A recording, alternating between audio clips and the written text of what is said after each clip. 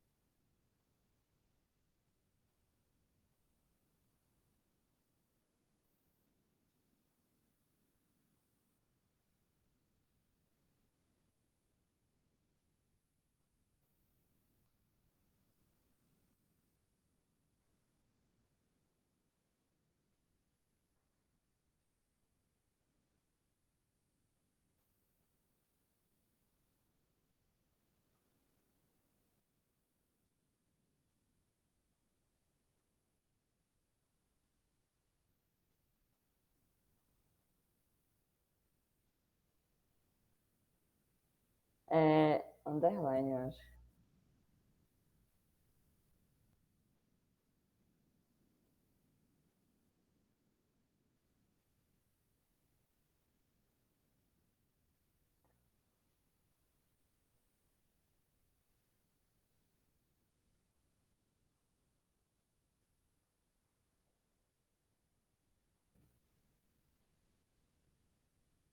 Júlia, o pessoal falou que não tá conseguindo te ouvir. Não.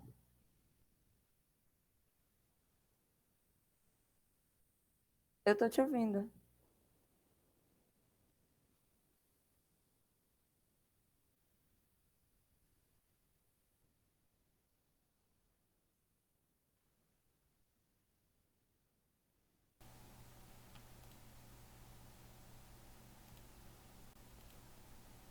E agora? Será que foi? Fala aí alguma coisa. Acho que agora Alô, foi. alô, alô. Será? Agora foi. Uhul! Massa. Ai, gente, perdão, é que assim, eu tava falando pra Débora que a gente não tem produção, entendeu? Então, as coisas vão Independente, é acontecendo. assim mesmo. É... Mas então, bom, já que estamos aqui, o pessoal vai entrando, vamos já começar, porque é isso aí, né? A gente quer conversar. Bom, gente, vou falar um pouquinho pra vocês sobre qual que é essa iniciativa, né? Por que a gente está fazendo essa entrevista. E ela é parte de uma série, na verdade. A gente tem um projeto que começou ano passado, durante o período da pandemia, que ainda não acabou, né? Então, assim, estamos indo já para o Infelizmente. segundo ano. E a ideia é desmistificar o que é economia criativa, conversando com pessoas que trabalham na área a partir da vivência e das experiências que elas têm, sabe? Eu vejo bastante gente que fala assim, ah, mas economia criativa é uma coisa que parece que não é pra mim, ou que, sabe, é algo... Obrigada, mais um seguidor. É, Enfim, parece que é algo às vezes meio inalcançável, ou algo meio, sei lá, né, de coisas muito grandes, de grandes produções, e na verdade a economia criativa é o famoso, né, virando nos 30 aí, a gente vai compartilhando. Gente, isso é muito feliz. Muito obrigada, gente. Tô amando que todo mundo tá seguindo. É... E a gente vai, né, enfim, compartilhando conhecimentos e fazendo parcerias e construindo coisas legais, sempre nessa tentativa de, né, fazer as coisas acontecerem, fazer uma grana, porque, enfim, precisamos, né, pagar boletos. Então a ideia, né, a gente já fez várias entrevistas no ano passado, a gente fez pelo Instagram o ano passado, pelas lives do Instagram mesmo. E aí nesse ano a gente preferiu mudar aqui para Twitch, que apesar de ser uma plataforma que algumas pessoas não estão tão familiarizadas, eu acho que é melhor pra gente conseguir trocar ideia, fica menos turismo, né, da galera que entra pra ver só o que tá acontecendo na live e sai. Então, aqui fica aberto numa janela separada, você consegue mexer no Insta enquanto você vê a live aqui. Eu acho que é mais fácil da gente se manter em contato. E aí eu tava falando até pra Débora, a gente não pensa em fazer uma coisa muito formal, então isso aqui não é um webinar ou alguma coisa assim super séria. A ideia é a gente realmente trocar experiências e conversar, inclusive com vocês também, por isso que a participação no chat é muito importante. Porque a gente quer mesmo espalhar a palavra aí de que a gente consegue sim, mesmo não tendo todos os recursos do mundo, fazer coisas legais, né? Então, se vocês quiserem ver as outras entrevistas, elas estão todas salvas lá no IGTV do nosso perfil do Instagram também. E a gente vai fazer algumas reprises ao longo desses próximos meses aí, aqui pela Twitch também. E aí entra ao vivo, né, como se fosse ao vivo, só que vai ser só uma reprise da live que já aconteceu. Então, se vocês também quiserem ver por aqui, comentar e tal, quem tá seguindo vai receber notificação no e-mail quando a gente entrar ao vivo sempre. Então, bom, vamos começar com o que interessa, né, que Débora, sua trajetória. Quem já te acompanha sabe um pouquinho, mas eu queria que você desse uma introdução, falasse sobre como tudo isso começou e qual a sua expectativa, assim, que eu sei que era praticamente nenhuma e acabou virando essa coisa enorme. Como que foi tudo isso nesse curto período de tempo, né? E quais seus planos aí pro futuro? Porque eu vi que você estava dando spoilers nos seus stories e a gente também quer saber. Então, na verdade, está sendo muito difícil falar de plano para o futuro, né? Quando se trata de um espaço como o Alecrim Baiano, o que a gente imagina de um plano para o futuro é a abertura de um restaurante, a abertura de um espaço físico. Mas nesse contexto, eu não consigo visualizar de uma forma. Digamos assim, é uma realidade que talvez esteja mais próxima do que a minha veia realista esteja, né, imaginando, mas eu também não crio grandes expectativas, porque a gente nunca sabe, né? Final do ano passado, setembro, outubro, a gente teve uma queda nos números de infectados e de mortos pela Covid, e aí a gente teve uma segunda onda e a gente está caminhando para uma terceira onda, então, assim, quando vai parar, onde que vai parar, a gente não tem nem da metade da população imunizada. É muito difícil falar sobre planos para o futuro, né, realmente. Então, eu estou focada no que eu tenho agora, né, que são as redes sociais. E as redes sociais, elas se reinventaram de uma forma muito abrupta e rápida nesses últimos meses, nesses últimos anos, né, de 2020 e 2021. As redes sociais se reinventaram de diversas formas, né? A gente tem Twitch, a gente tem TikTok, né? A gente estava meio que acostumada naquela vizinhança do Instagram, Facebook, Twitter e, sei lá, no máximo YouTube. Mas hoje a informação ela vem de diversos lados e a desinformação também, né? O que é um perigo dentro da internet é que as pessoas elas estão com uma urgência por informações rápidas. Então, assim, a gente tem um story de, sei lá, 30 segundos, a gente tem um tweet que tem 280 caracteres. Então, assim, se for algo que demanda mais tempo, algo que demanda mais dedicação, as pessoas elas já não se ligam tanto. Então, o meu foco agora é me reinventar nessas redes sociais para que as informações que eu quero trazer não sejam tão maçantes, né? Que no meu caso são as receitas, não fica aquela coisa muito grande, tanto que assim, eu tenho dois IGTVs, que, né, é um formato de vídeo maior dentro do Instagram, e você pode perceber que a rotatividade e a fluidez do Reels é muito maior que de um IGTV.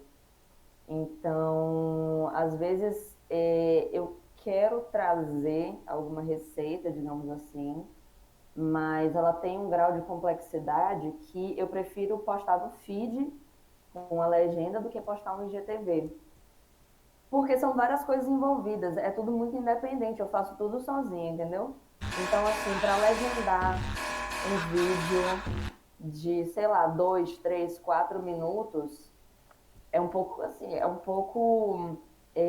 não vou dizer cansativo, não é cansativo, mas às vezes demanda de mim um tempo que me falta. Então, assim, óbvio, assim, é o mínimo que eu espero de qualquer pessoa que produz conteúdo, seja pequeno ou grande, é que legende as suas mídias. Legenda os stories, legenda IGTV, legenda Reels, e faça a descrição das imagens, né? Se você for postar um Reels, nos comentários, bota um comentário descrevendo o que tem no vídeo. É um vídeo de 30 segundos, sabe? Não é um vídeo que vai trazer tanta informação a ponto de, sei lá, você não conseguir descrever. E, e eu falo isso por dois motivos. O primeiro motivo, que eu acho que é um motivo que deveria bastar, é que a acessibilidade, né, para usuários que são pessoas com deficiência visual, né, auditiva. E segundo, que é comprovado que a grande maioria das pessoas, elas usam o Instagram no mudo. Então, assim, e às vezes pessoas que têm criança em casa, o filho está dormindo, não quer acordar, ela vai estar no Instagram, não vai estar com um fonezinho de ouvido só para ouvir o que o Alecrim Dourado tem para dizer nos 200 stories sem legenda. Não vai. Então, é um engajamento que a pessoa perde, né? Mas eu acho que nessa questão a pessoa não tinha que estar pensando em engajamento, né? É o bom senso, é o mínimo. Então, assim, eu quero trazer para o espaço físico do Alecrim tudo que eu acredito e que eu tenho no espaço virtual. Então, assim, eu não posso abrir um espaço que não seja acessível para pessoas que usam cadeira de roda. Eu não posso abrir um espaço onde o cardápio não seja acessível para pessoas com deficiências visuais. Então, e isso demanda um dinheiro, porque, infelizmente, os corpos que estão fora do padrão são corpos que tendem a custar mais dentro da sociedade. Os investimentos e as ferramentas feitas para atender esses corpos, elas são mais caras. E eu não quero, às vezes a pessoa fala, tanta gente que abre as coisas com tão pouco, eu jamais vou julgar essas pessoas. Tem gente literalmente morrendo de fome. Então, assim, eu não gosto nem dessa palavra da pessoa ter que se reinventar e tal, porque não é como se ela tivesse opção, sabe? Ou é isso, ou é não conseguir alimentar a própria família. Mas no meu caso, eu tenho esse compromisso porque eu sei que eu tô numa posição de privilégio que me dá essa opção. Eu tenho essa escolha. E por ter essa escolha, eu não vou fazer de qualquer forma, sabe? Então, é uma dica e é uma reflexão que eu trago para as pessoas que têm essa vontade de começar uma coisa pelas redes sociais, qualquer coisa que seja, sabe? É o mínimo, é o básico Porque, querendo ou não, a rede social é uma faceta da sociedade. E aprender a mexer numa rede social é aprender a conviver em sociedade, né? Então, um story que você legenda, já faz a diferença para uma, duas, três pessoas. Porque eu falo por mim. Se eu sigo uma pessoa, essa pessoa posta um story sem legenda, eu deixo de seguir. A pessoa pode postar o conteúdo mais interessante do mundo, mas para mim não serve. Porque ela tem condições de fazer o mínimo. E não é uma pessoa que está desinformada, né? Digamos assim, esses dias mesmo eu segui um chefe de cozinha que eu sigo no Twitter e eu fui seguir no Instagram e ele postou assim 50 stories falando. Primeiro que ele estava com máscara no vídeo e sem legenda. Então, assim, era a cara dele assim o tempo inteiro. Era só isso que eu vi, porque estava no mudo. Então, eu deixei de seguir, porque para mim deixou de ser interessante, sabe?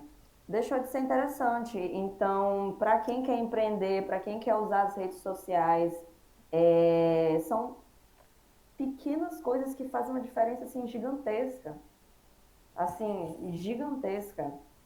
E, enfim, eu acho que no TikTok tem um pouco mais de dificuldade de fazer isso, porque o espaço para postar a legenda é muito pequeno. E ou você posta as hashtags para gerar engajamento, ou você posta uma legenda. E mesmo que se você abrir mão das hashtags, não cabe tudo que você tem que colocar. Então, assim, o TikTok é uma rede social que eu tenho um pouco de dificuldade de mexer mesmo. Eu Eu fico também, eu meio. acho que o TikTok tá, tipo assim, é óbvio que ele veio depois, né? Então, ok, estou perdoando por enquanto, sabe? Mas não por muito Sim. tempo. Porque, tipo assim, por mais que seja, ah, beleza, é uma plataforma de vídeo. Ok, mas Uhum. tipo assim, gente, eu mesma, eu uso igualzinho você. Pra mim é tudo no mudo. Eu vou pôr play com som se eu achar que é uma coisa muito relevante que vai mudar a minha vida, sabe? Tipo, não vou tá rodando o feed aqui ou tá rodando stories e a pessoa tá falando um monte de coisa e não tem. Tipo assim, às vezes você nem precisa legendar exatamente o que você disse, sabe? Mas só você resumir mais ou menos o A tema ideia do é que tá central. ali e pôr lá, tá ótimo. Às vezes até incentiva a pessoa a então colocar o som pra ouvir tudo que você tá falando, sabe? Sim. Mas uma coisa sobre o GTV que rolou recentemente é que eles fizeram agora um rolê de legenda automática, né? É meio ruim, não Sim. funciona muito bem, É, mas eu já acho que é melhor que nada, é sabe? melhor do que Tipo, nada. Só que você tem que estar com o microfone bom, a dicção perfeita, daí abrir mão funciona. dos vícios de linguagem, enfim, das gírias, É, porque mas realmente das palavras estrangeiras, né? sim, palavras em inglês ele nunca pega. O próprio Eles nome, não tipo, traduzem. se você tá falando de Reels, ele não entende, ele pula. E aí é Uhum. isso aí, sabe? Mas pelo Quem menos entender, já entendeu. Quem não entendeu, já é um pouco melhor, né? Mas ó, tem um comentário aqui. Ale Saskia. Eu não sei se você é Alsácia. ele ou ela, então não sei como direcionar aqui, mas ele barra ela disse que o Instagram podia ajudar muito nesse rolê de acessibilidade para passar por cima da ignorância dos criadores. KKKKK. O Sim, KKKKK foi na hora que a gente estava falando de pessoas fazendo stories sem noção. sim. É, me conta uma coisa. Você. Eu sei que você já fazia alguns trampos com design, né? Então você tem um pouco de facilidade nesse rolê de mexer em programas de internet. Uhum. E a sua área de formação é o direito, ou seja, não tem nada a ver com nada. Mas deve ajudar muito nessa parte burocrática que a gente que não manja nada de direito sofre muito para Olha, pra falar a lidar. verdade, acho que não ajuda muito, Ai, não meu é aquela Deus. coisa de, ajuda. Porque, Mas... assim, o curso de Direito, como explicar, né? Não tem nada a ver, realmente não tem nada a ver comigo, mas eu não me arrependo de ter feito, porque, sei lá, conhecimento é conhecimento, né? E só foi no sétimo semestre que meio que caiu minha ficha que, meu Deus, por quê? Assim, mas aí, como eu já estava no sétimo semestre, eu estava fazendo FIES, ia ter que pagar de qualquer jeito no final do curso, eu decidi terminar. E mesmo minha terapeuta falando, menina, cancela esse curso, pelo amor de Deus, vai fazer gastronomia. Eu falei, não, vou terminar. Senão eu ia ficar muito frustrada comigo mesma. Ah, eu também sou meio Mas, assim, eu gosto de acabar as coisas que eu comecei, sabe? ai, Porque. é. Eu tenho dificuldade de acabar as coisas que eu começo. E acho que ter terminado o curso foi uma pequena vitória. Mas foi um curso que me ajudou muito, principalmente nessa questão da gastronomia, porque o Alecrim Baiano ele não só traz receitas, né? Eu procuro sempre estar propondo debate sobre consciência alimentar, consciência de consumo, e tudo isso está muito ligado ao direito humano à alimentação adequada, né? Porque a Bela Gil falou uma vez que escolher o que comer é um privilégio. E a pessoa que escolhe o que comer, querendo ou não, ela está exercendo é, a sua escolha de forma política. E ter feito o curso de Direito me ajudou a entender de uma forma muito mais ampla toda essa questão do direito humano à alimentação adequada, da soberania alimentar, né, das pessoas. E eu sempre falo muito sobre a soberania alimentar dos povos indígenas e da segurança alimentar dos povos indígenas, né? E como todas essas questões estão ligadas à proteção do território. Então aí a gente vai para um âmbito que é mais cultural e é mais abrangente, porque é impossível falar sobre a defesa da segurança alimentar de um povo sem falar da defesa do território daquele povo, né? Porque a segurança alimentar, ela não é só, digamos assim, ela não é só dar àquelas pessoas alguma coisa para comer. Tipo, É qualquer coisa, né? Tipo, ai, não, beleza, não é tem bem um treco assim. sobrando na minha casa, eu vou te dar aí, você come, tipo. Exato. E é basicamente dessa forma que o governo atua, né? Levando cesta básica com itens de alimentação que não fazem parte da cultura alimentar daquele povo. E isso tem uma resposta fisiológica, né? Tanto que os casos de hipertensão, diabetes nas pessoas indígenas aldeadas ou em contexto rural, são níveis altíssimos, porque é uma alimentação que essas pessoas não têm costume, do açúcar, do industrializado, do processado. Então, assim, a soberania alimentar, primeiro, é garantir a demarcação dos territórios. Segundo, garantir que as águas e as terras daquele território estejam próprias para o plantio, para pesca, para caça, enfim, para o que seja. E terceiro é dar autonomia o suficiente para que esses povos possam produzir a própria comida, sabe? Então, a cesta básica não vai resolver a situação. É uma situação, primeiro, sistêmica, segundo, estrutural. Então, assim, eu acredito que um dos motivos do Alecrim Baiano ter crescido foi porque várias pessoas queriam entender mais sobre isso, né? E eu procuro sempre formas mais acessíveis de falar sobre esses assuntos, porque a gente às vezes se perde na linguagem acadêmica e esquece que a gente está falando de pessoa para pessoa. Então, o ideal é usar uma linguagem mais acessível possível, porque, enfim, eu tenho mais de 10 mil seguidores no meu Instagram. Eu não sei quem são todas as pessoas que me seguem. Eu não sei o grau de instrução das pessoas que me seguem, sabe? A pessoa tem acesso à internet, tem um Instagram baixado, tem um WhatsApp baixado. Isso não significa que essa pessoa tem todas as ferramentas necessárias para ter uma instrução a nível acadêmico, digamos assim. Porque hoje celular é um item de necessidade, basicamente, né? Não é um item de luxo. Então, outra dica, né, para as pessoas que estão começando agora nessa questão, nesse lance de querer falar sobre qualquer coisa nas redes sociais. Se o seu produto ele tem um propósito, se ele tem uma ideologia, converse com os seus seguidores sobre isso, porque isso é bom, isso faz bem tanto para sua marca quanto para a sua relação de cliente com você mesmo que está oferecendo o serviço, né? Não é aquela relação mecânica de oferta e demanda, é uma relação humana. As pessoas se identificarem no que você está falando, se identificarem no produto que você está oferecendo. E eu acho Então, que isso que é uma coisa que você falou, por uma outra perspectiva, é algo que a gente também sempre fala aqui, porque aparece muita gente, tipo assim, querendo soluções. Ai, não, mas eu quero fazer. Qual que é a fórmula tal que eu vou fazer e aí eu vou ter super sucesso? E tipo assim, gente que chegou a fazer acompanhamento com a gente, sabe? Que chegou a, às vezes, até contratar trabalhos, não entende que a internet, ela não é um outdoor, ela não é um panfleto, sabe? Ela é um lugar.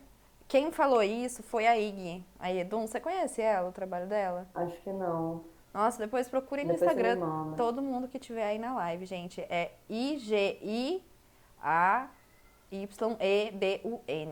Ela estuda moda e ela é pintora, mas tipo assim, meu, ela é uma pessoa. Sabe aquelas pessoas que falam sobre tudo? Tipo assim, ela traduz o contexto sociocultural do Brasil pra gente numa forma que eu não sei nem explicar. E aí eu tava assistindo uma conversa dela com algumas pessoas também, e ela tava falando sobre isso, né? Que a gente precisa começar a enxergar a internet como esse território, igual a gente tem o território aqui, né? Eu tenho minha casa, e aí tem a parede, e aí tem a minha vizinha. A internet também é isso, né? Então a gente tá aos poucos construindo esse território digital e, né, como na vida, ele depende de relacionamentos, ele depende de você estar ali também se disponibilizando para a pessoa, né? Então, é o que você falou, ai, eu acho que o Alecrim cresceu porque eu tava falando de coisas que as pessoas queriam saber.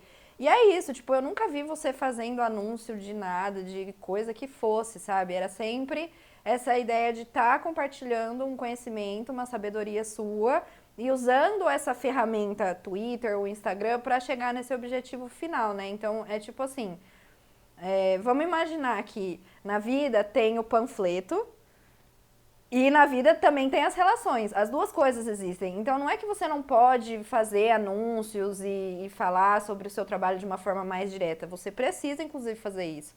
Mas não dá pra parar aí, né? Tipo assim, nessa ideia de que, ai não, é a minha vitrine digital, então eu tenho que pôr todos os produtos. Tipo assim, a gente já passou dessa fase. Tinha uma fase que era isso mesmo, mas a gente já Sim. tá indo além disso, sabe? E se as pessoas não tiverem essa sacada, elas vão ficar frustradas, porque você vê o seu amigo que tá fazendo e tá dando certo, e você vê a sua inimiga que tá fazendo e tá dando certo, e só você que não tá dando certo, sabe? Então, assim, Uhum.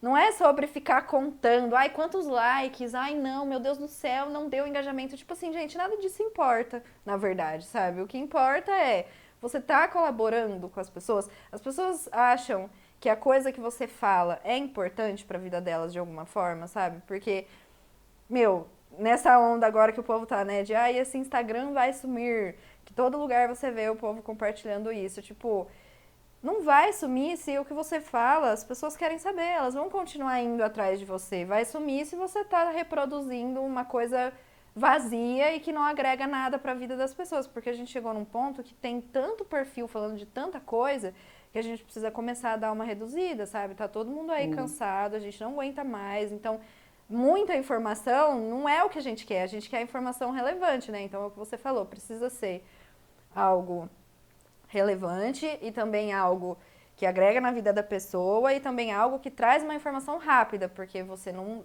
tá ali às vezes com tempo para se aprofundar, para Uhum. parar uma hora e ver essa live e tal. Então é massa ter essa percepção, sabe? Tipo,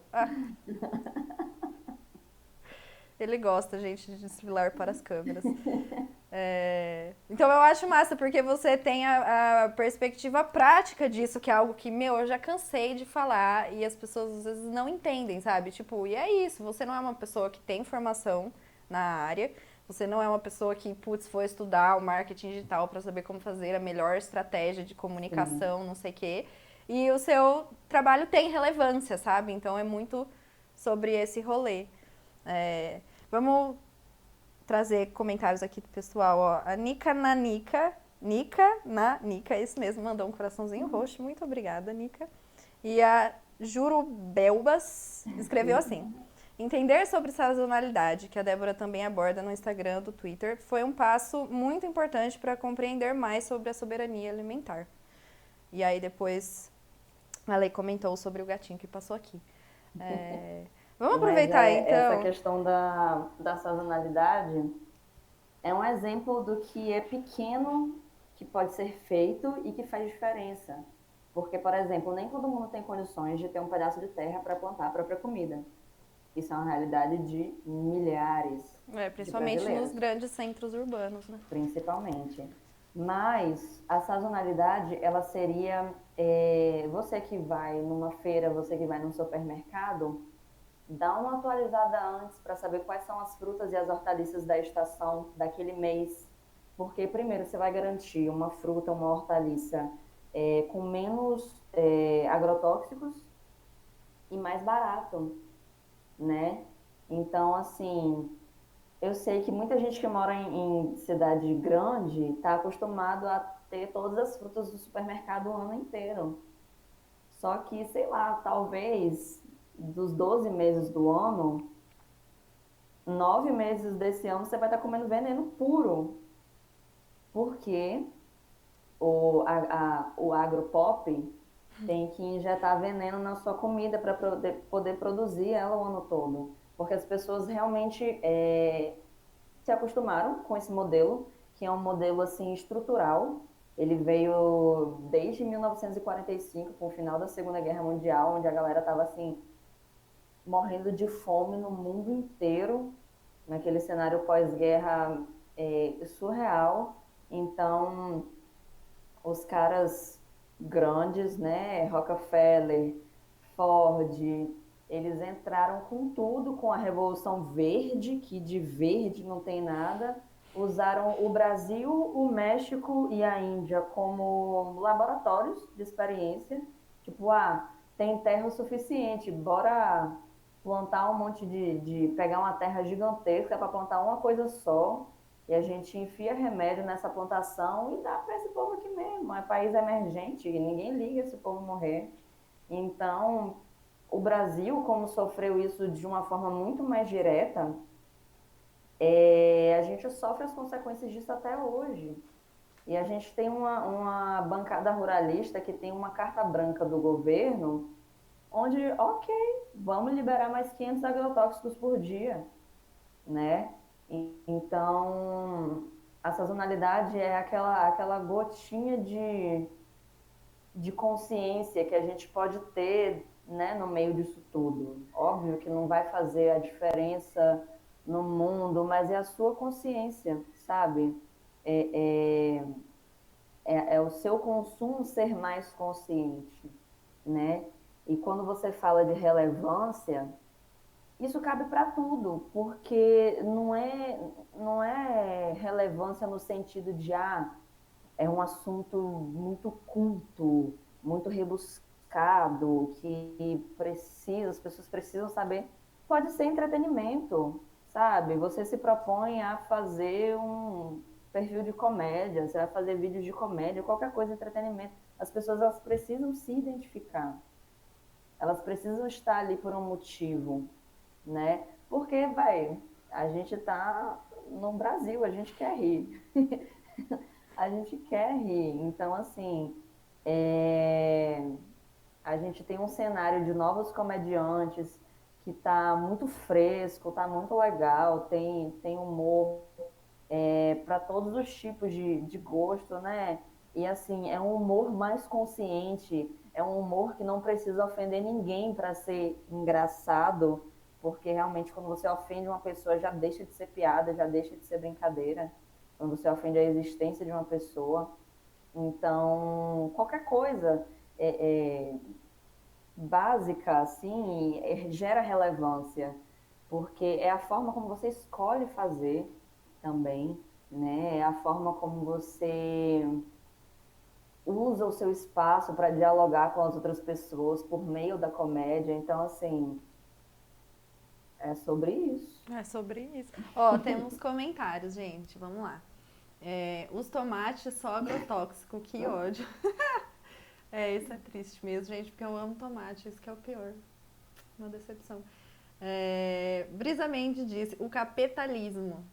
A Ana É, falou assim, nem lembro a última vez que comi um morango com gosto de morango, só o puro suco do remédio. gente, eu acho um absurdo. Primeiro que eu acho um absurdo você conseguir encontrar morango fora dos meses frios. Sei lá, você vai de janeiro na feira, na Bahia, 40 graus, meio-dia, tá lá, mó bandejona de morangos, morangão desse tamanho. Aí você vai comer e não tem gosto de nada. Gente, eu já plantei morango, morango de verdade, tipo assim, ó, ele é muito pequenininho, não dá, não é É, enorme desse jeito. E é muito doce, é sim, muito gostoso, é muito, muito perfeito. Nossa, muito bom. exato.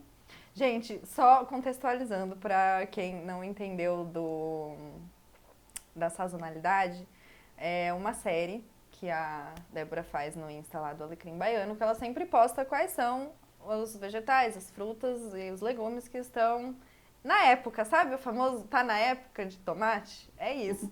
Então, vale a pena seguir Todo lá começo de mês eu posto. pra ver e acompanhar e comer um pouquinho menos de veneno, né? Porque, assim, não dá pra fugir 100%, Sim. infelizmente. Eu quero trazer também um conteúdo, tô estudando assim, falar sobre épocas de plantio, qual a melhor época para plantar tal coisa, qual a melhor época para colher, porque essa questão em específico tem muito das cosmovisões indígenas, né? De alguns povos indígenas, né? Saber a lua para plantar, saber a lua para colher, saber a maré, A entender de maré chuva. para poder entender da terra, das chuvas, enfim, toda uma questão. E eu quero preparar um materialzinho bem massa, bem tranquilo, que eu possa trazer em pequenas doses, igual o da sazonalidade que eu trago para postar no Instagram e no Twitter. E eu acho que vai ficar bem legal. Arrasou. Gente, ó, aproveitem também para mandar perguntas, viu? Porque senão depois vai acabar o tempo e vocês vão ficar pensando, oh meu Deus, não perguntei o que eu queria. Mas enquanto vocês não perguntam, eu vou perguntar. Débora, me conte, você começou faz pouco tempo, né, a divulgar e falar sobre isso na internet, mas pelo que você me respondeu na sua enquete do Instagram esses dias aí, você já sabia meio que mais ou menos desde a adolescência que você gostava muito de fazer comida e que você era muito boa nisso. Como que foi? Eu acho que, né, nessa vida de ter muita demanda e muita coisa, a gente vai perdendo um pouco desse relacionamento com a comida, né? Então a gente come muito fora, acaba às vezes comendo mal. E eu vejo que você sempre faz questão de fazer um café da manhã bonito, que você sempre faz questão de fazer uma coisa fresquinha. E, tipo, pra mim, pessoalmente, é uma super inspiração pra, tipo, comer mais saudável sem precisar ficar seguindo blogueiras fitness que eu odeio. Então, como que foi essa construção do seu relacionamento com a comida e como que você vê que isso acabou chegando nesse ponto que você tá hoje, assim? Uhum. Então, acho que tem menos de, sei lá, 6 anos que eu comecei a me alimentar bem. Eu comia muito mal. O meu caso foi o contrário, né? Eu me alimentava super mal na minha infância e na adolescência. Eu tinha muita dificuldade para comer. Tanto que, nossa, era uma palhaçada. Meu pai tinha que pegar. A gente morava na beira do rio, né?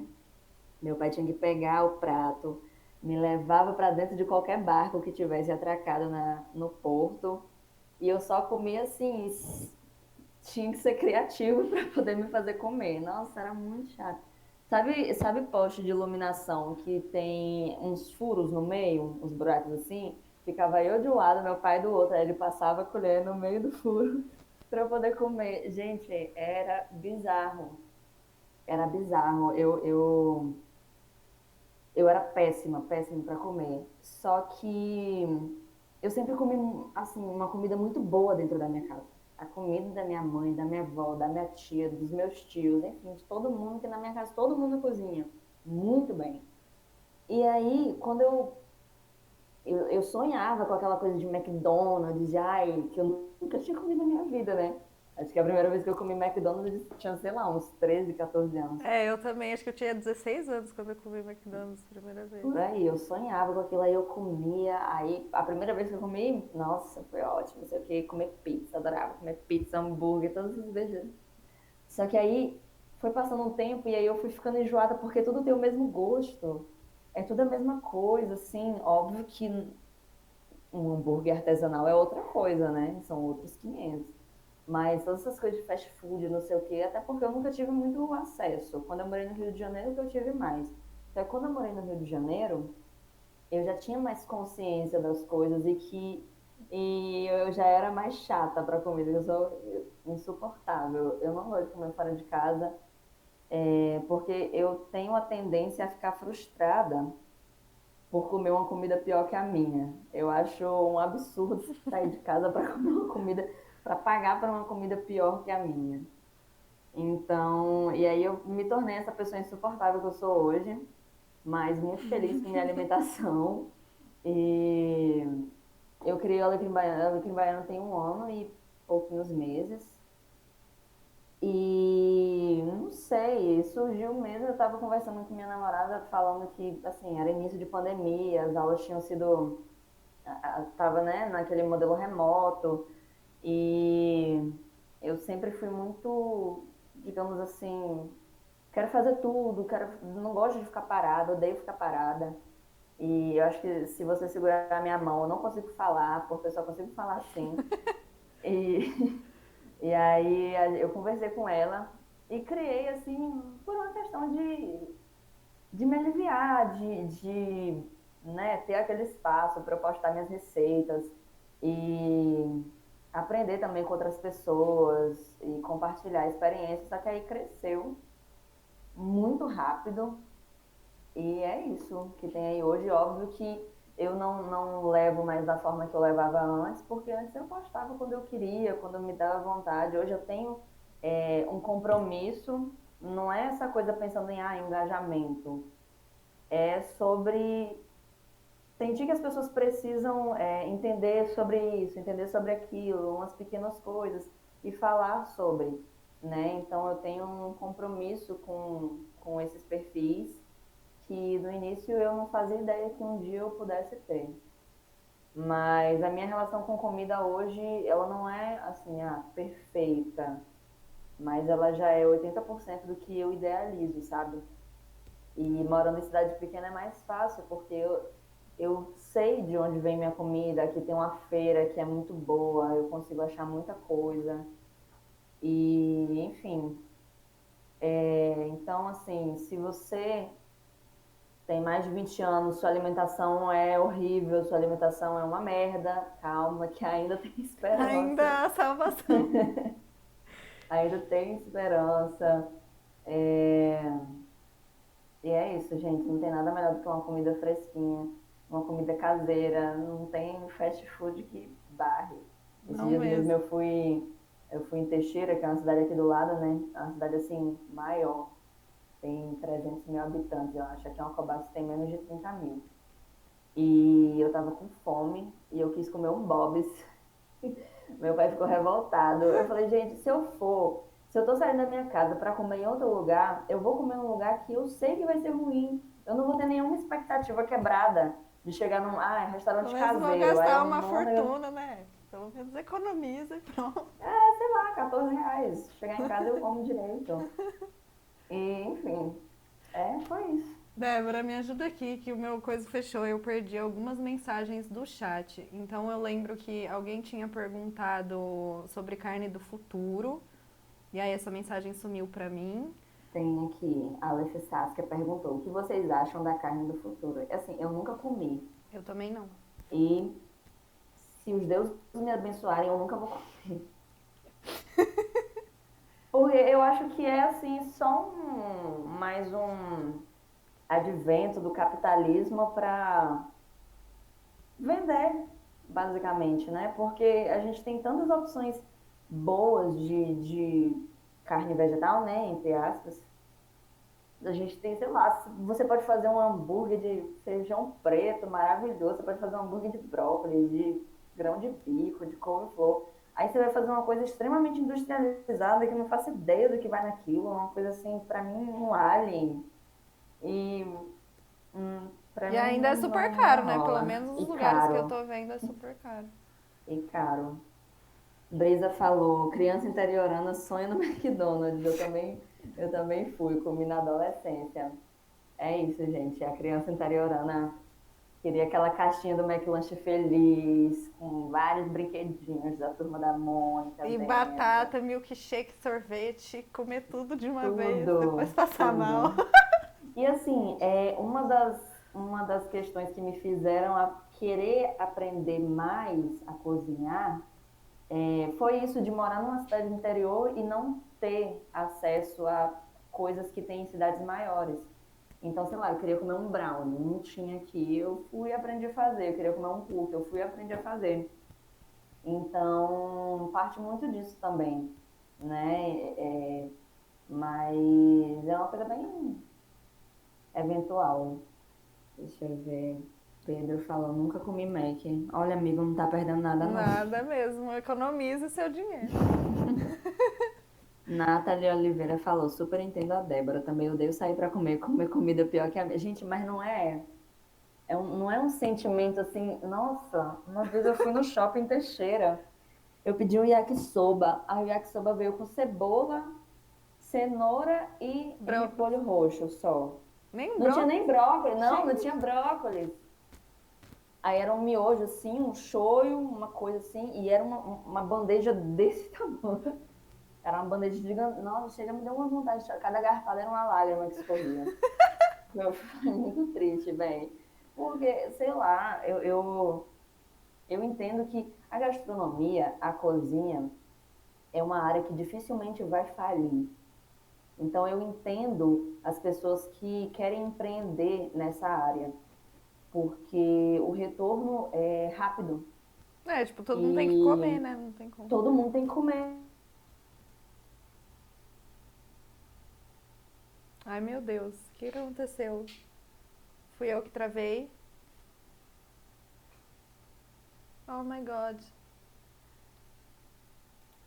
Gente.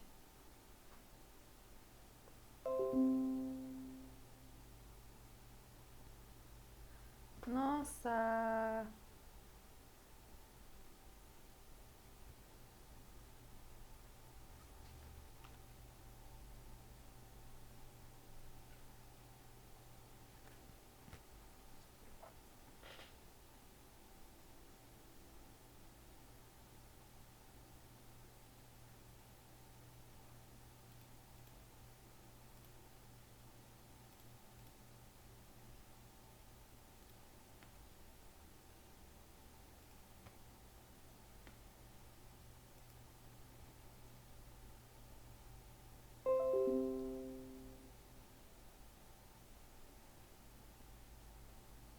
Voltou. Voltou.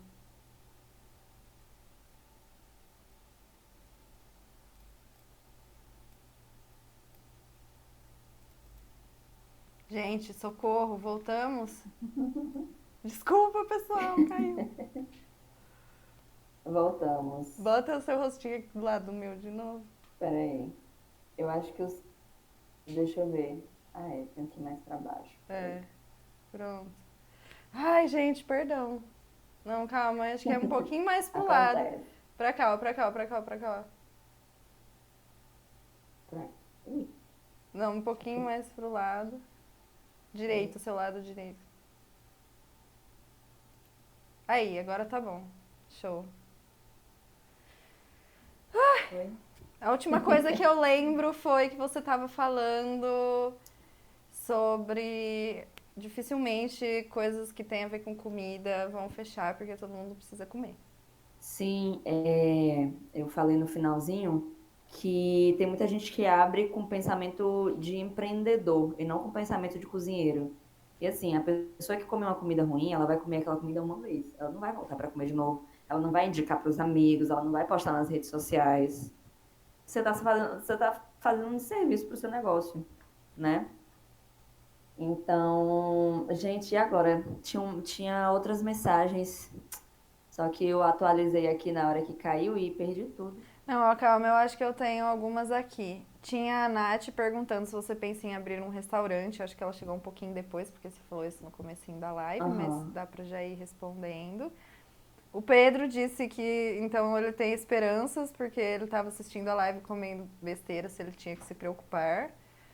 E aí caiu tudo, e aí todas as mensagens foram sobre isso. Ai, não, e tem uma outra aqui. Débora, você já assistiu o Pesadelo na Cozinha? Tem várias coisas horrendas. Nossa, o pesadelo na cozinha me dá. Olha, nossa, eu fico tão estressada assistindo, porque são coisas. Porque, assim, óbvio que é muito mais fácil falar do que fazer, né? Porque a gente que tá de fora, a gente tem uma perspectiva totalmente diferente. Mas tem umas coisas que são tão básicas que eu fico, gente, como? E, assim, umas questões de organização, de limpeza, não é uma questão burocrática de fornecedores, de, enfim, essas coisas mais difíceis. Mas é isso, o pesadelo na cozinha me deixou com o pé atrás de comer em restaurantes. Vai, você vê aqueles restaurantes, a sujeira que tem, meu Deus, sujeira eu acho que é o ponto que mais pega em todos eles. Porque a pessoa que tem um restaurante limpo e organizado, o resto eu acredito que seja mais tranquilo de lidar, sabe? E eu penso em abrir meu restaurante.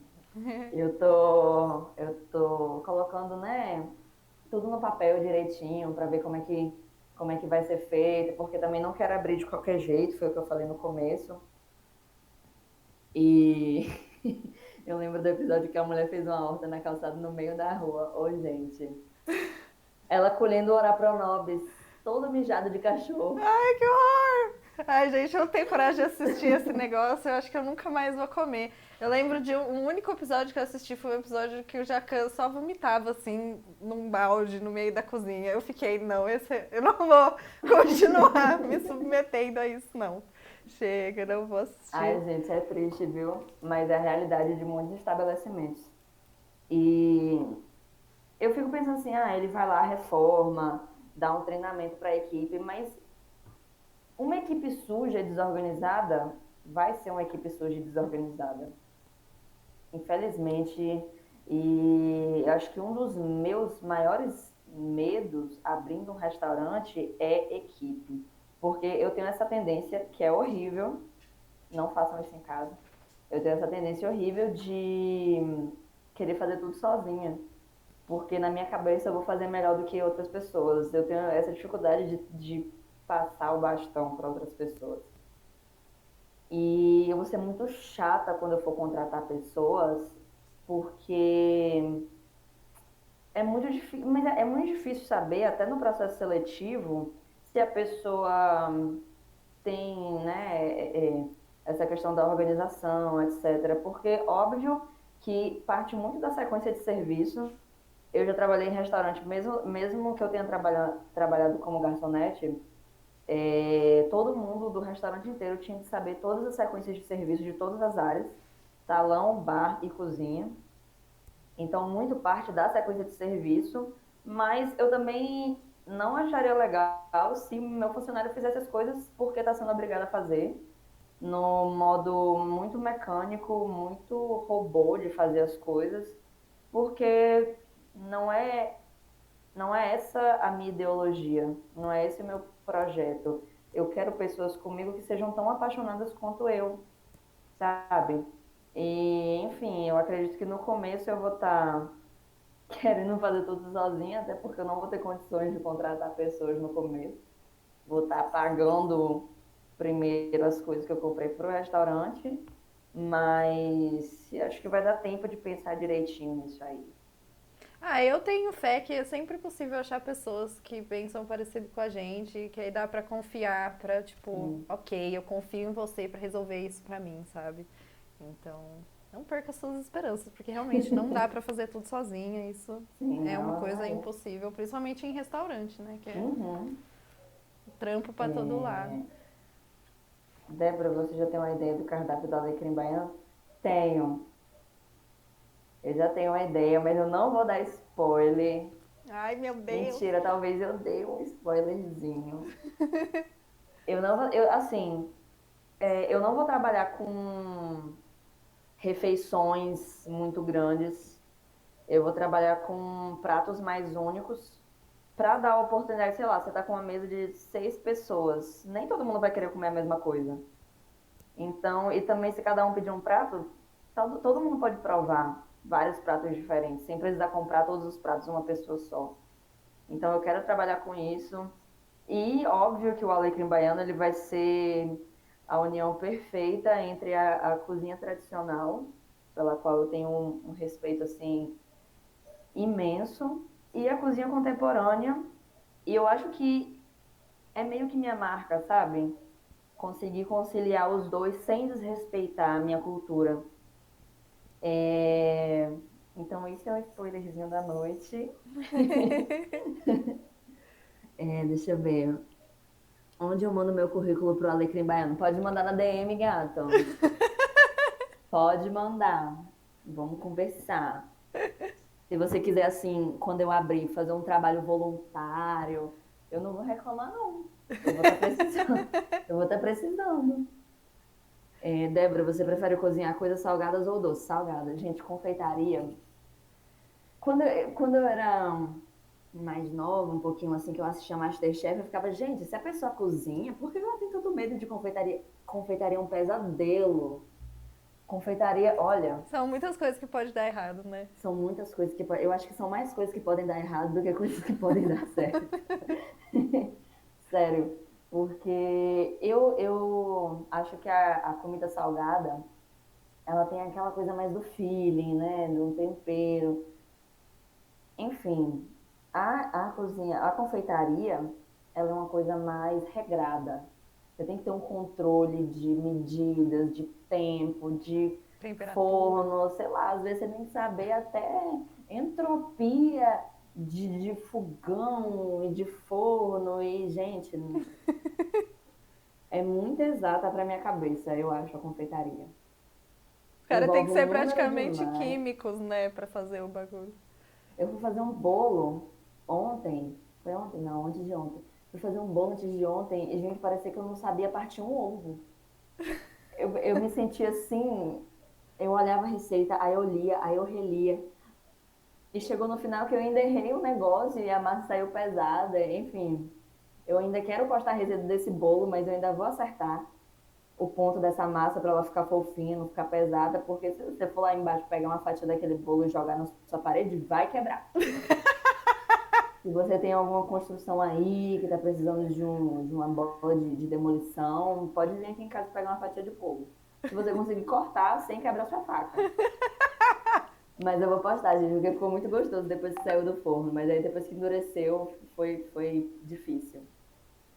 Aí, ó, o pessoal tá oferecendo pra trabalhar de graça no Alecrim, ó. Tem gente que até Gente, paga pra trabalhar no Alecrim. por favor, deixa vocês comerem todos os pratos. Eu vou precisar. Olha, eu vou chamar na DM de cada um. Anota os nomes tudo. Eu vou chamar. Eu vou chamar aqui, ó. Ó, tem gente perguntando, qual a sua comida conforto? Ah, não, calma, primeiro, Débora. Fala assim, mas todos os doces que ela posta, perfeitos. Parece perfeitos mesmo. E aí, qual a sua comida conforto? Minha comida conforto. Gente, eu tenho tanta comida conforto. Todas? Tanta comida conforto. Mas eu acho que a minha maior comida conforto é o caldinho da moqueca de arraia ou de cação. Pega o caldinho, bota no prato assim. Não, não é de fazer pirão, é de fazer o escaldado mesmo. Bota no prato. Aí bota a farinha, mistura tudo, joga um limãozinho e um arroz. É a comida. É a comida. Melhor que isso, só 2 disso e um copo de suco de mangado bem gelado. Eu amei. Aí eu tinha pulado um comentário da Nath também. Eu não sirvo pra confeitaria, pois cozinho 100% na coxambração. Ai, Nath, eu já comi sua comida, maior mentira isso aí. Acochambração, eu não sei o que significa, mas eu super amei essa palavra. Acochambração, gente, que loucura. É tipo quando você faz a coisa meio que assim, de qualquer jeito, sabe? Tipo, ai, não sei direito o que eu tô fazendo aqui, tô fazendo meio de qualquer jeito. Ah, tá. Não, gente, não tem coisa melhor. Você chega lá, não tem nada pra fazer, aí joga uns legumes, joga um ovo, faz uma coisa assim, no final ainda bota uma folhinha por cima pra enfeitar. E um fio de azeite. Acho chiquérrimo. Chique. Uai, gente, eu vivo acochambrado, então, eu nem sabia que tinha uma palavra pra isso. Aqui a gente chama de a moda boi, é. Aqui a gente fala a moda boi, a moda jegue, a moda cavalo. Quando é mal feito, assim. Mal feito entre muitas aspas, porque é muito bem feito, tá? É, só não tem um livro de receitas ali com todas as quantidades exatas das coisas. Exatamente. E eu acho que isso da comida, entre muitas aspas, assim, eu sei que a gente está num momento de descontração, mas militando um pouquinho, problematizando um pouquinho, eu sei que muito disso tem uma raiz muito eurocentrada, porque quais são as comidas à moda boi, né, entre aspas? Aquele cozido de tudo dentro, é aquele refogado de tudo dentro, e isso por séculos, por muitos anos, assim, uma questão histórico-social, foi o que alimentou os povos africanos em diáspora, foi o que alimentou vários povos indígenas no êxodo. Então, a gente. Eu vou dar um exemplo aqui da Ana Maria Braga no programa dela, né? Que ela Ai, foi super racista, aquela gafe. aquela gafe, gafe sim, aquele racismo, né? E como a visão de todo mundo, eu me incluo, a nossa visão para alimentação tá eurocentrada, né? Porque o prato não segue uma estética, o prato não tem umas certas técnicas, então é um prato considerado mal feito, digamos assim. E isso refletiu muito nesse programa dela, né? Porque ela ficou com medo de comer e achar que ia passar mal. Então, assim, o absurdo que é uma pessoa achar que vai passar mal com a comida pelo aspecto dela, porque não é um aspecto que está dentro do padrão europeu de comida, Não né? tem Porque, treinamento francês. exatamente.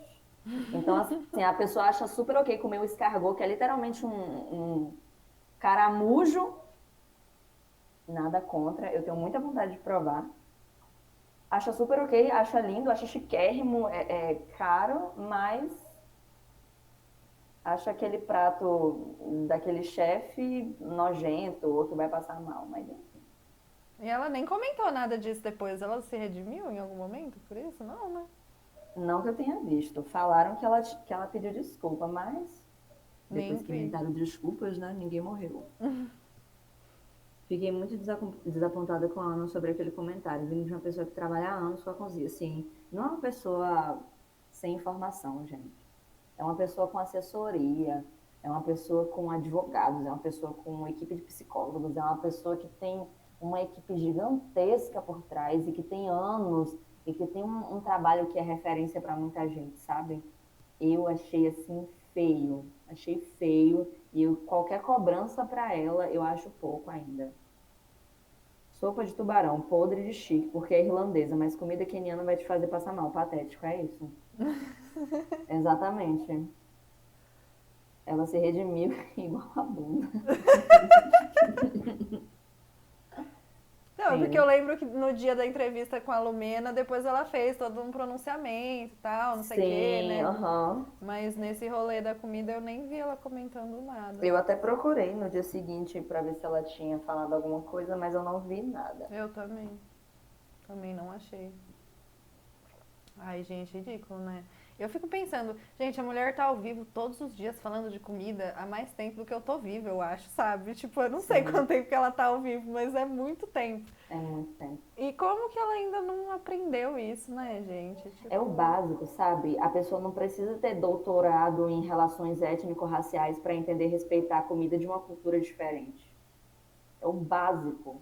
É literalmente o básico, obrigação. Ai, Então, ridículo. assim, não relevo, não passo a mão na cabeça por nada nesse mundo. Ó, mas eu achei massa que você comentou disso, porque era uma coisa que eu queria perguntar desde o começo, mas eu tava esperando a hora certa. Que eu tava falando, né? Tipo, beleza, a gente é um laboratório de comunicação, por que que a gente veio falar sobre comida? E como a comida, ela tem toda essa questão de tradição que você falou um pouquinho no começo, mas eu queria que você falasse um pouco mais. Uhum. E quantas coisas a comida acaba comunicando, né? Desde rituais em família, desde questões socioestruturais, né? Porque a Ana Maria não teria feito isso se não houvesse uma narrativa por trás de que tipos de Exato. comida são acessíveis ou não, e são Uhum. legais ou não, e são gostosas ou não, enfim.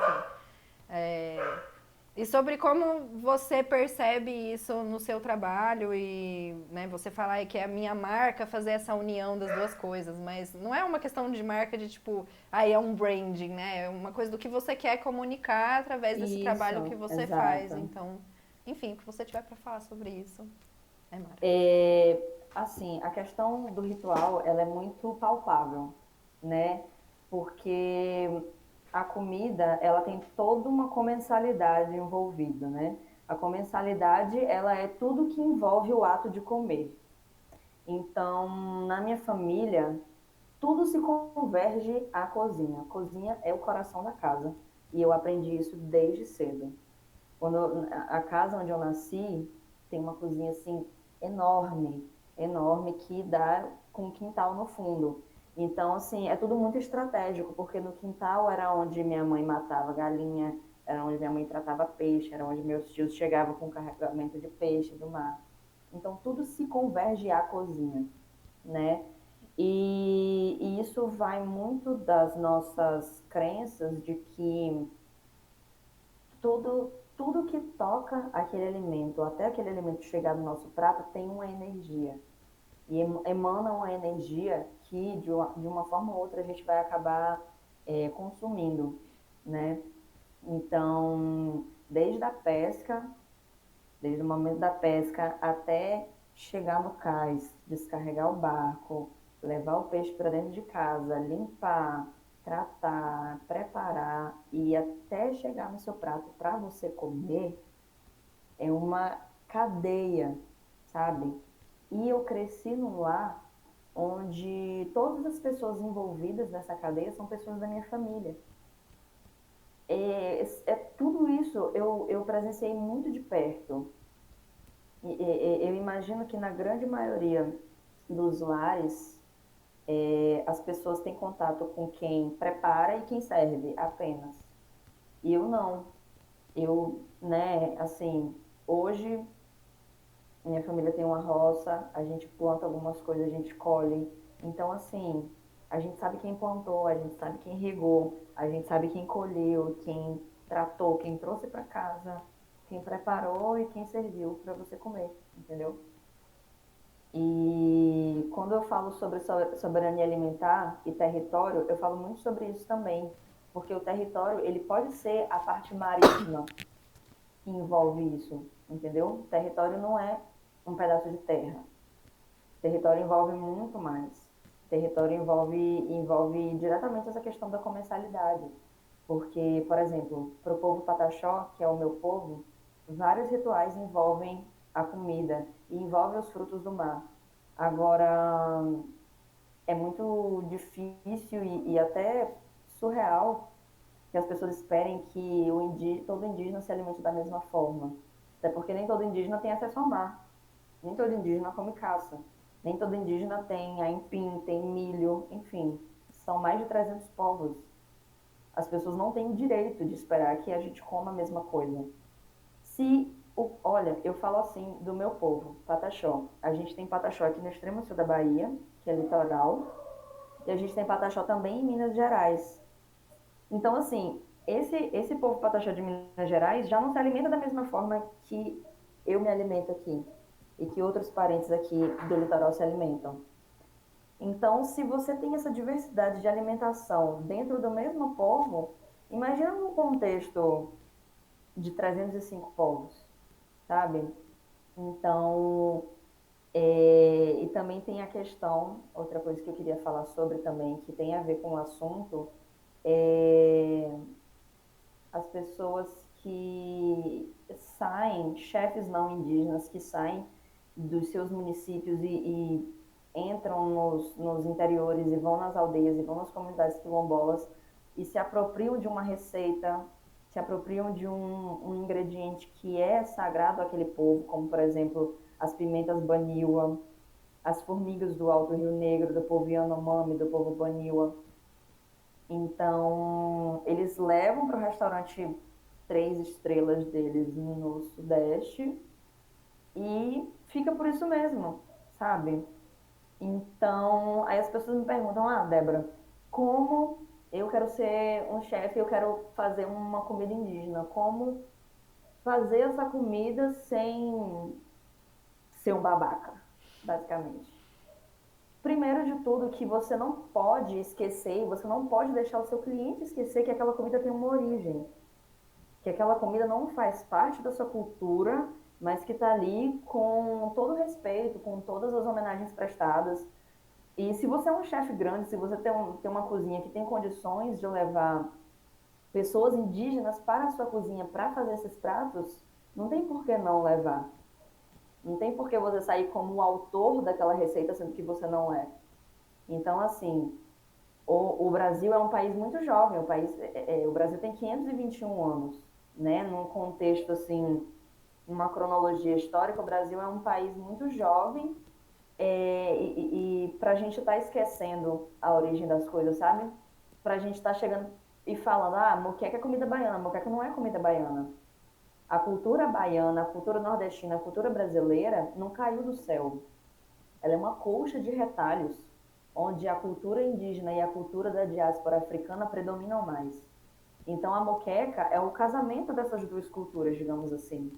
Então, falar que moqueca é uma comida baiana é resumir esse prato que tem uma história, que tem um contexto, que veio de vários lugares, resumir isso à fronteira. E o que é a fronteira? É uma linha imaginária, sabe? É uma Que não placa existe. escrito aqui é a fronteira X. Exatamente, exatamente. É uma placa. E isso sempre me ficou muito na minha cabeça. Desde que eu era pequena, uma vez eu fui para BH com um tio meu.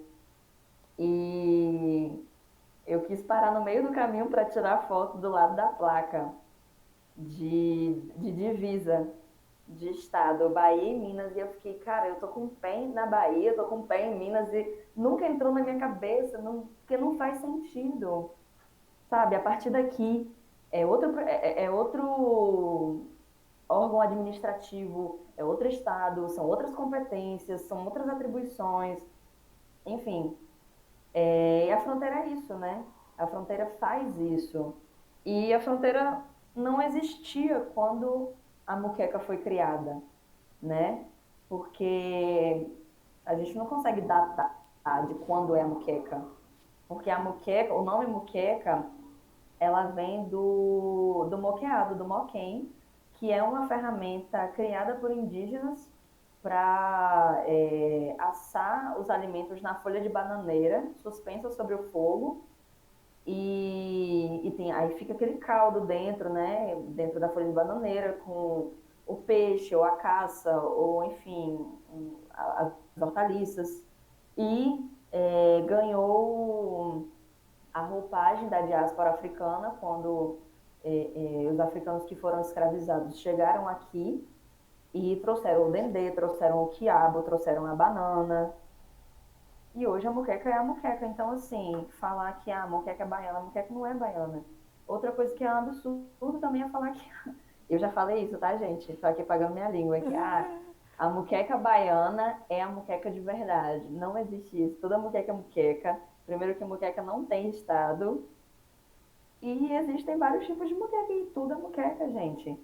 Se você for parar para comer as coisas do jeito que as coisas foram comidas no primeiro momento, se for para reparar, a gente está fazendo tudo errado. A gente está comendo até chocolate errado, porque o chocolate era uma bebida fermentada do cacau, que era super amarga, e que foi domesticado primeiramente pelos povos indígenas da Mesoamérica. Então, assim, o chocolate é indígena, o churrasco é indígena, a pipoca é indígena. E a pipoca foi utilizada para fins gastronômicos há pouco tempo, né, entre aspas, porque antes era usada para vestimenta. A pipoca era usada como roupa. Então, assim, são várias questões e essas questões elas precisam ser lembradas porque ela traz riqueza para o que você está servindo no seu restaurante, sabe? Ela não é aquela coisa vazia de você estar servindo um prato por pura estética, estética, por questão de retorno financeiro também. Não tem um contexto, não tem uma história, não tem um conceito por trás. Então, você está se alimentando de algo que é vazio. É igual o que o Ailton Krenak falou sobre ayahuasca no Roda Viva. Você pode vender qualquer coisa com o nome de ayahuasca. Você pode vender, sei lá, refrigerante, o nome ayahuasca. É, uma erva com o nome ayahuasca. As pessoas vão comprar jurando que elas estão tomando ayahuasca, mas não é, gente, porque a ayahuasca, ela é mais pelo caráter espiritual do ritual do que pelo produto final em si, sabe? Então, enfim, é isso. É isso. Vamos aos comentários de novo. Justo isso, eu ia perguntar pra você, pois há um chefe muito famoso no Brasil que faz isso, né? Um chefe muito famoso no Brasil, quem São, será? sim, gente, o Alex Atala faz isso. Ele Gente, faz. posso falar uma coisa? Eu já comi num dos restaurantes dele. Não é nada demais. Gente, eu acho que assim, a pessoa que serve arroz e feijão cobra R$ 40, Nada demais, nada demais. e é difícil, difícil. E, enfim, aí as pessoas vêm justificar que ele tem todo um projeto e blá blá blá, de não sei o quê. Gente, é o mínimo, tá? Um restaurante do tamanho do dele precisa ter uma função social. Não, e não é um só, né? Ele tem 3 restaurantes diferentes. Exato. Um negócio do tamanho do dele precisa ter uma função social. E essa foi a que ele escolheu. E para mim soa muito como oportunismo.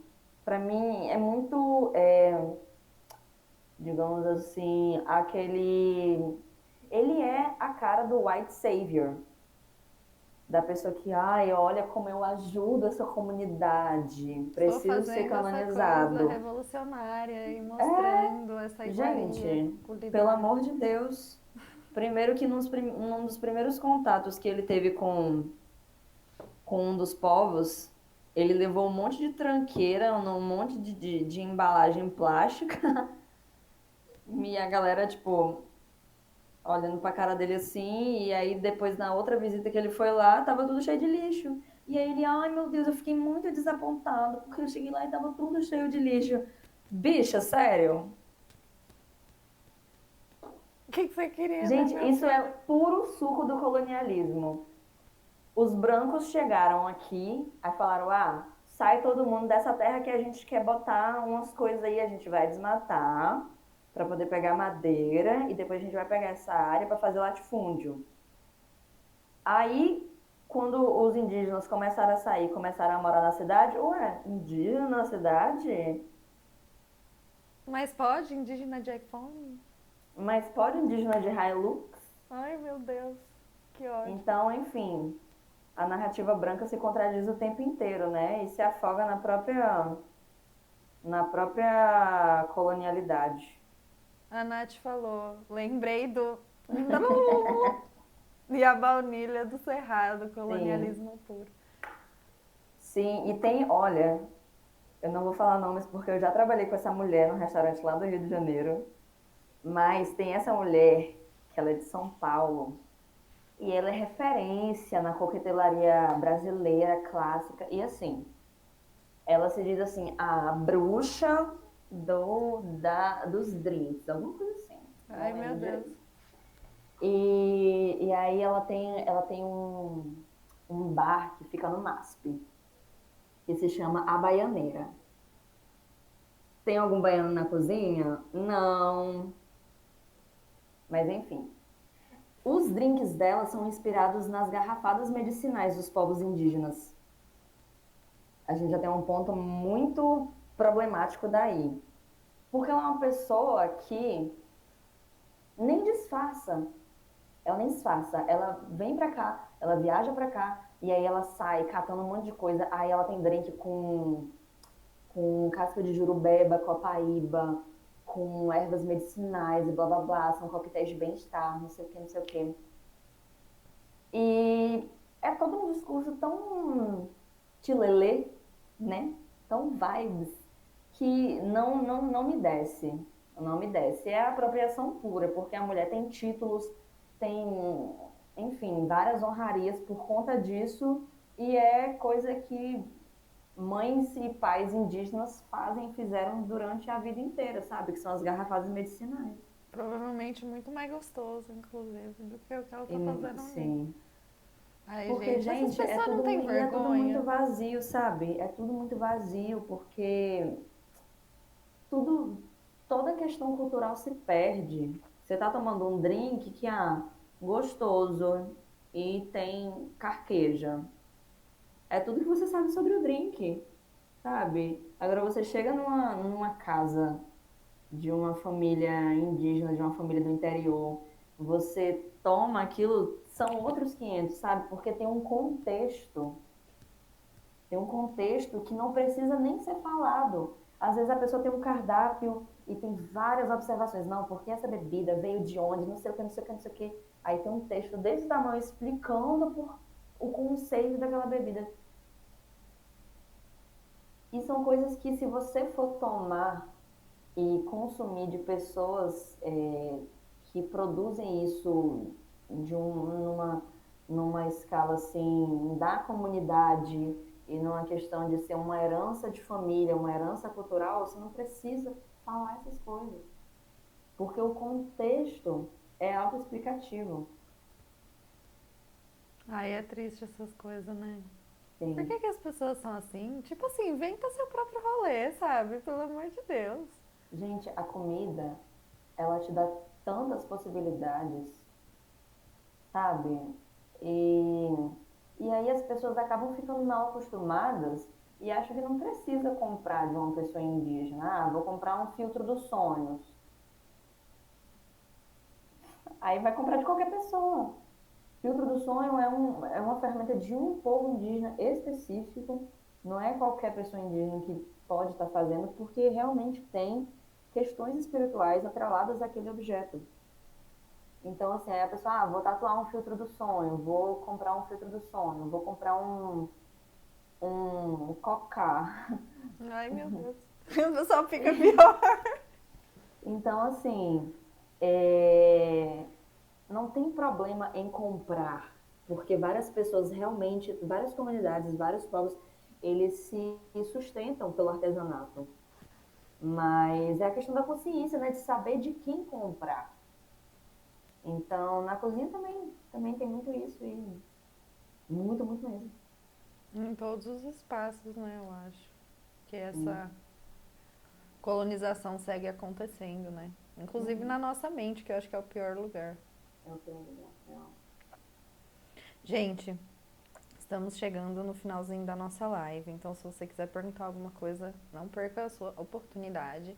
É, E uma última coisa que eu tinha pensado que eu queria te perguntar antes de abrir para o pessoal e a gente encerrar e você falar a última coisa que você quiser falar. Uhum. é, Eu queria saber assim, você já falou que você teve essa tradição na sua família, né? Então que isso é muito parte da sua vivência. E né, você fala bastante sobre como a pessoa poder escolher o que ela vai comer é muito importante para a sua própria autonomia e Uhum. para a sua própria sobrevivência também, né?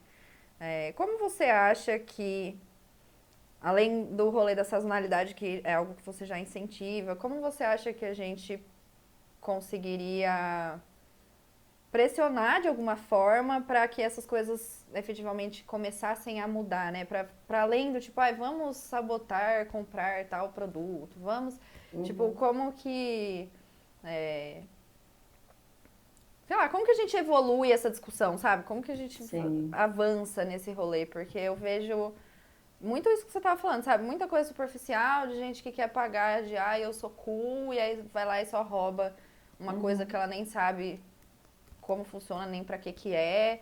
Ou então gente que, tipo, a Ana Maria só ignora totalmente como se fosse uma coisa ruim, tipo, não tem.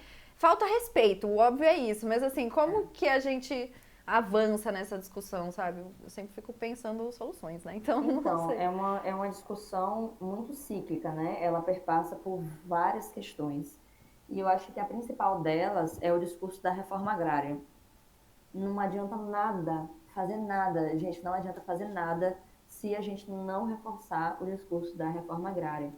A gente tem um país enorme em extensão territorial e boa parte dessa extensão territorial é latifúndio, sabe? E aí as pessoas falam,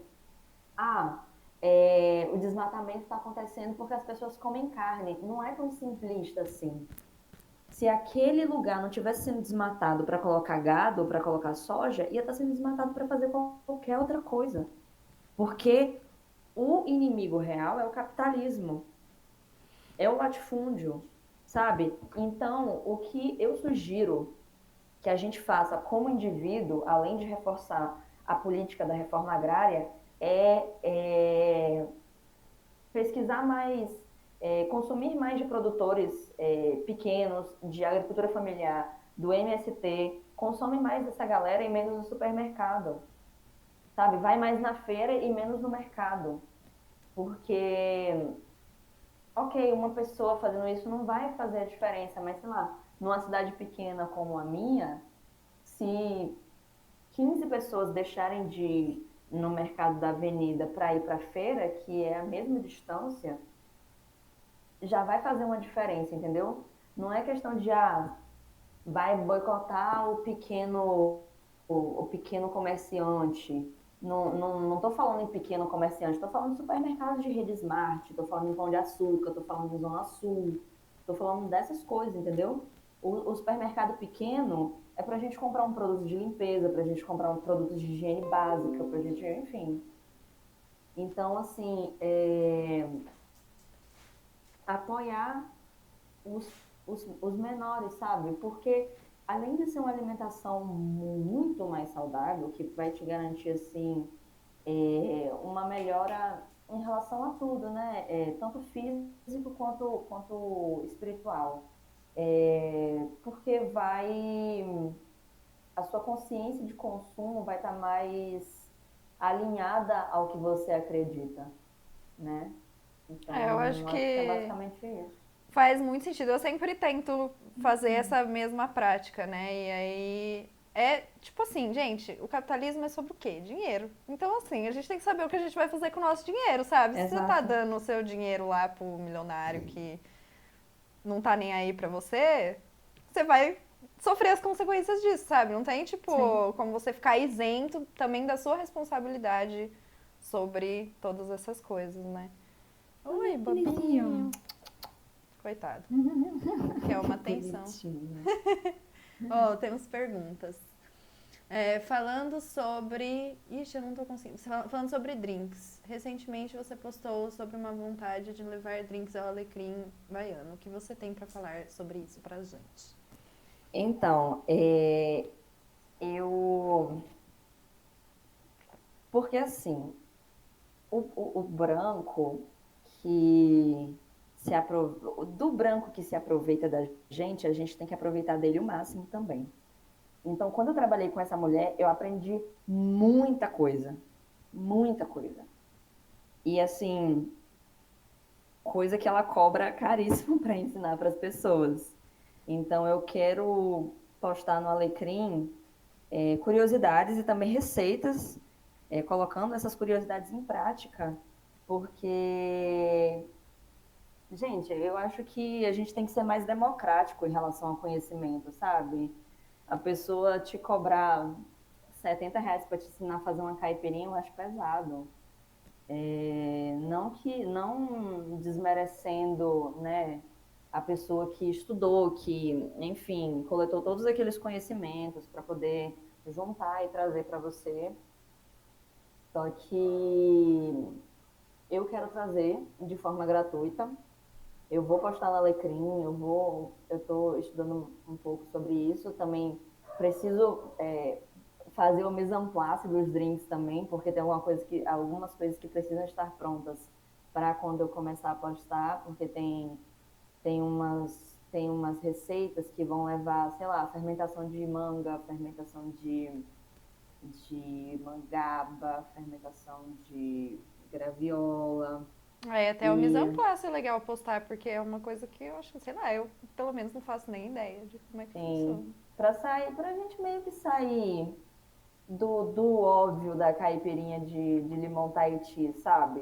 Porque nos drinks também dá pra gente usar muito.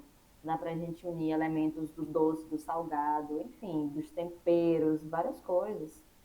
O gin, a vodka, que são bebidas mais neutras no paladar, né? Elas trazem, assim, elas são meio que coringas na coquetelateria, porque você vai com tudo, vai com sucos, vai com chás, vai com xarope e temperos, enfim. E eu quero trazer isso, trazer aqui em Baiano também. Acho que casa, as propostas casam. Ai, total, vai ser mara. E amor bonito também. Gente, então, ó, um último espacinho para vocês mandarem perguntas, enquanto eu agradeço a Débora pela conversa, pela presença. Agradeço todos vocês também por estarem aqui à noite, né? A gente sabe que é difícil ficar olhando telas, a gente não aguenta mais. Então, cada um estando aqui é muito importante pra gente. É, Vou aproveitar um espacinho também para fazer um pequeno merchan do projeto que a gente está montando aqui, que tem tudo a ver, na real, com o que a Débora estava falando sobre a gente consumir de pessoas, dos pequenos produtores, da galera que está fazendo corre, que você sabe, né, tipo, para onde está indo a sua grana, o que, que a pessoa vai fazer com isso, você confia no trabalho dela. A gente está desenvolvendo um projeto, chama EngajaFlix. É uma plataforma onde a gente vai mapear produtores e criativos e artistas do Brasil inteiro e unir essa galera num espaço onde elas possam conversar, trocar ideia, trocar experiências e aprender também. Vai ter uma parte um pouco mais oficial, assim, com desafios para a galera aprender a fazer a sua própria comunicação, né? Porque a Débora deu sorte de ter conseguido fazer meio na intuição e ter dado certo, mas para muitas pessoas isso é uma grande dificuldade, então a gente quer trazer essa, tipo assim, gente, olha, formas fáceis que você não precisa fazer uma formação inteira em marketing digital para você conseguir se virar ali pela internet.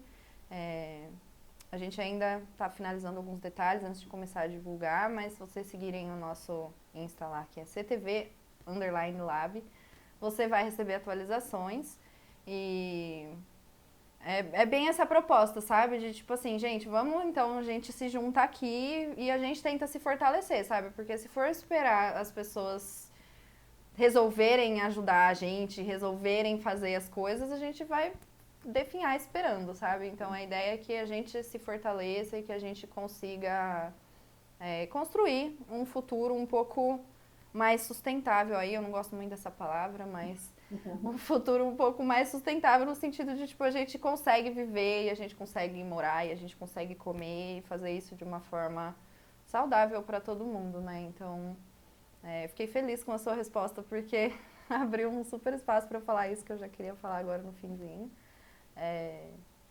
E aí, por último, eu queria que você ficasse livre para falar alguma coisa que eu não perguntei, que ninguém perguntou, ou também fazer um merchan que você quiser fazer, ou enfim, a última palavra é sua.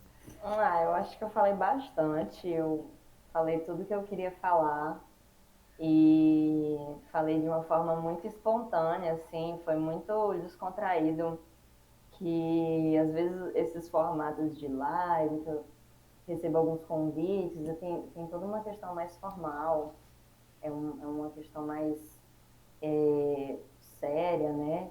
Mas, nossa, foi muito bom esse essa faceta mais descontraída de falar sobre isso, porque é isso, né? A língua ela se adapta a vários ambientes e ela precisa ser acessível, né? Porque as pessoas, eu não quero falar só por falar, eu quero falar para que as pessoas possam me entender e possam compartilhar comigo qualquer coisa que elas quiserem compartilhar, sabe?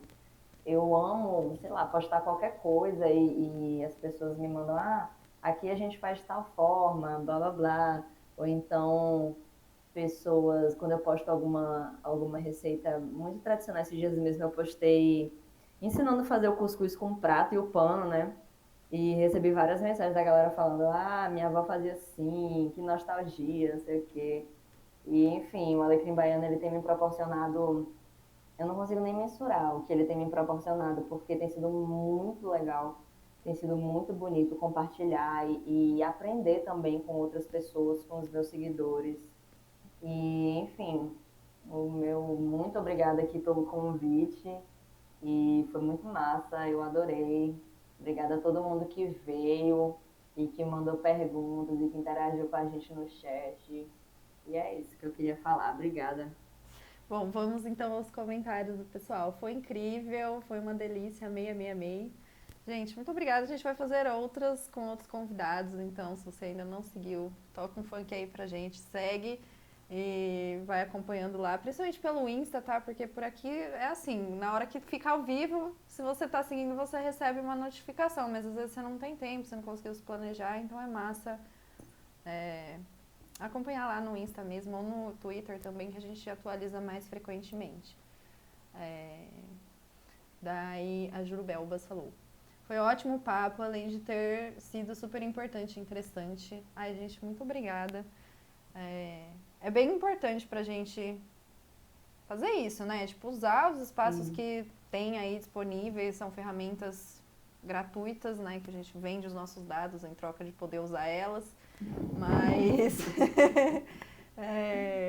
pelo menos a gente, né, cria coisas diferentes, a gente troca ideias, então foi muito bom ter vocês todos aqui. Brisa falou, inclusive tô indo fazer uma massa de lasanha fresca com a receita do alecrim. Me espera aí. Me espera que eu já tô passando. Mas Então já alguma tô fome. passando. Socorro. Aí antes ela tinha mandado a live, foi muito incrível, necessária e o projeto muito legal. Ai, muito obrigada, gente. Eu amei, amei toda essa conversa. Acabou ficando mais longa do que eu tinha previsto. Eu achei que a gente ia ficar só 1 hora falando, mas a gente já tá aqui faz 1 hora e quarenta e Foi dois tudo. minutos. Então, é... é isso, gente. Muito obrigada pela presença de todos. Espero que vocês, quem não comentou, também tenha curtido e também, enfim, queira participar das outras vezes. Eu gravei isso aqui, então em algum momento eu vou subir lá no canal. Então, tipo assim, se você sabe de alguém que queria ver, mas não conseguiu ver o ao vivo, vai ter o link disponível, que depois a gente vai postar também. Eu mando pra Débora pra ela compartilhar também. E é isso, gente. Muito obrigada. Ótima noite para Show. todos. Obrigada, gente. Boa noite. Até a próxima. Até!